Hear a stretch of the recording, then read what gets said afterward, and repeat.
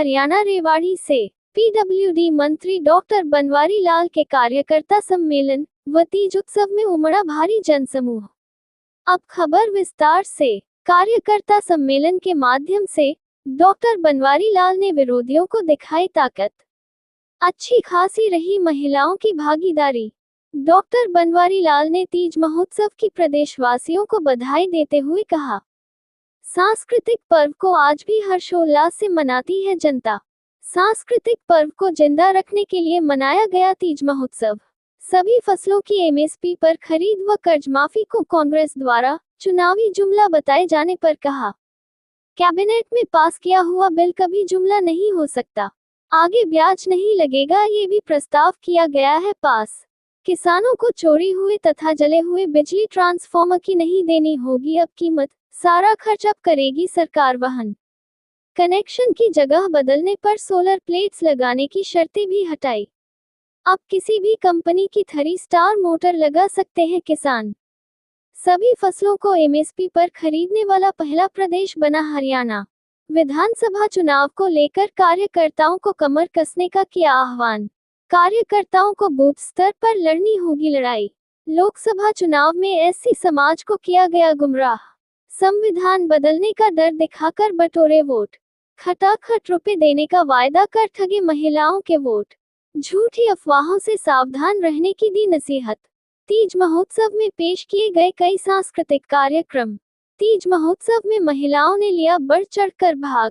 इस मौके पर भाजपा के पूर्व प्रदेश महासचिव वीर कुमार यादव, भाजपा जिला अध्यक्ष वंदना पोपली, महिला जिला अध्यक्ष डॉक्टर कविता गुप्ता, भाजपा नेत्री मुकेश यादव, सुमन चौहान, हेमलता यादव, सीमा, दीपा भारद्वाज, नीरू भारद्वाज, चेतन सरपंच, राजियाकी गांव के पूर्व सरपंच राज सिंह, दलेल सिंह चौहान, हीरालाल पनवार, खोल के मंडल अध्यक्ष जीतू, मिथुन चौहान सहित अनेक गणमान्य लोग उपस्थित रहे।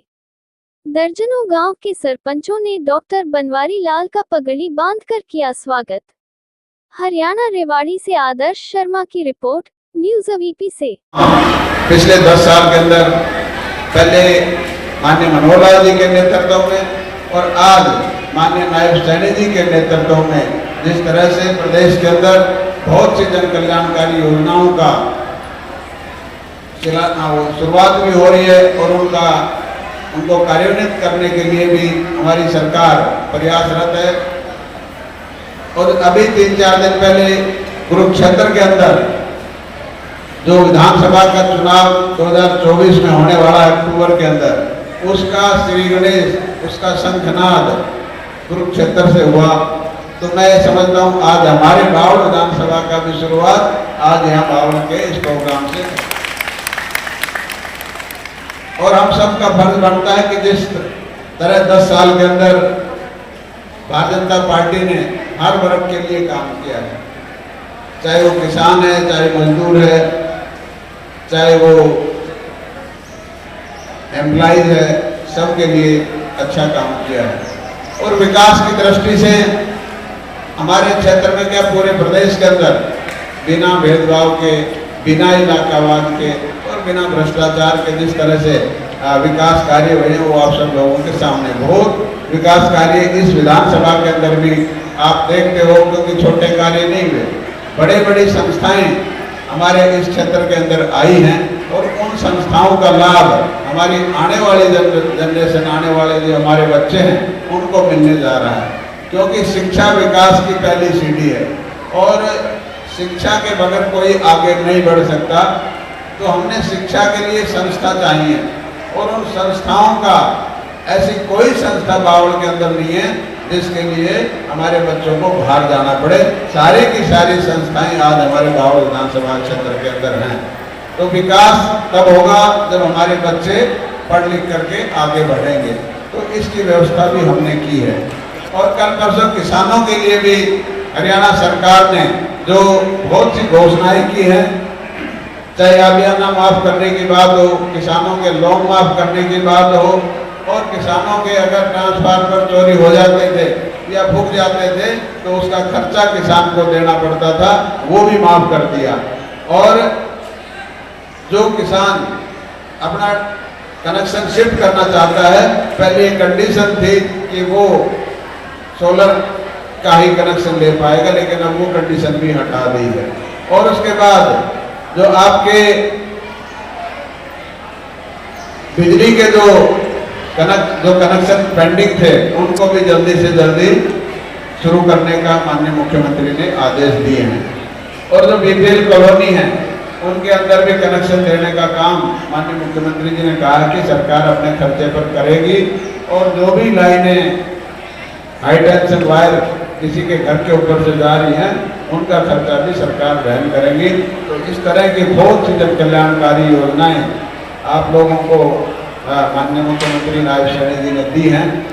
और आगे भी जिस तरह से पिछले 10 साल में प्रदेश का आगे बढ़ाने का काम हमारी सरकार ने किया है, और जो व्यवस्था परिवर्तन में जो आज यहाँ बाउल में तीज महोत्सव मनाया गया है, क्या है पूरा कार्यक्रम? तीज महोत्सव, तीज हमारे हरियाणा का बहुत ही पावन उत्सव है।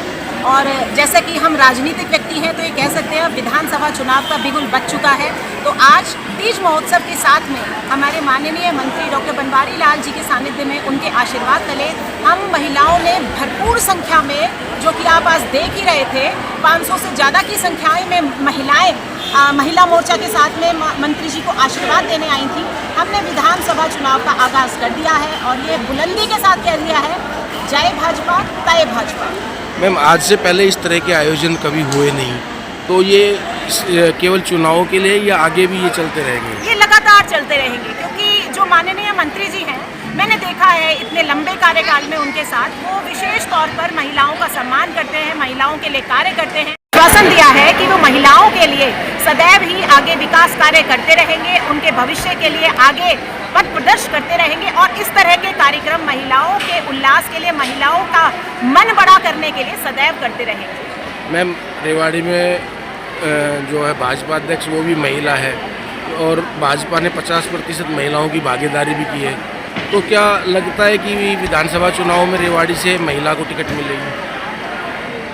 जो भी संगठन निर्णय करेगा, हम भाजपाइयों के लिए सर्वोपरि है।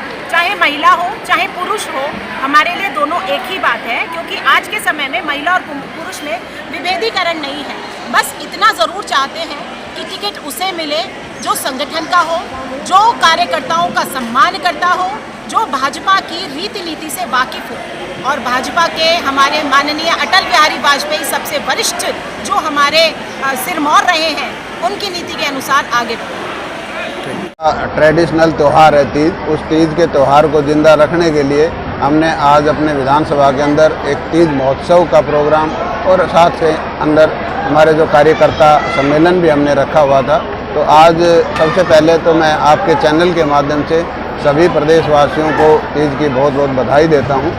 और जिस तरह से आपने देखा कि इतने भारी संख्या में महिलाएं और पुरुष आज इस कार्यकर्ता सम्मेलन में तीज महोत्सव में उपस्थित हुए, तो ये बड़ा अच्छा एक शुभ संकेत है कि हमारे जो पुराने त्यौहार हैं उनमें लोगों में अभी भी रुचि है। तो बहुत अच्छा लगा। और ये प्रोग्राम जिस तरह से 11 बजे शुरू हुआ था, लगभग 2 बज गए और अभी भी लोग काफ़ी संख्या में यहाँ मौजूद हैं। तो अगर बात कर ले चुनाव को लेकर भी कमर कसने के कार्यकर्ताओं को आह्वान किया है, किस तरह से आपने क्या कुछ दिशा?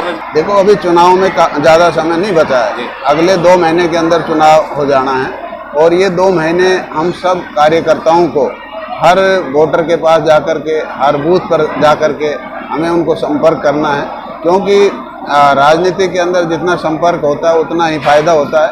और जो हमारे कार्यकर्ता, हमारे जो वोटर हैं, उनके पास जाएंगे, उनकी जो समस्याएं हैं उन समस्याओं का समाधान भी वो करें, उनके दुख तकलीफ की बात पूछें, ताकि आने वाले विधानसभा चुनाव के अंदर लोगों को कोई शिकायत ना हो।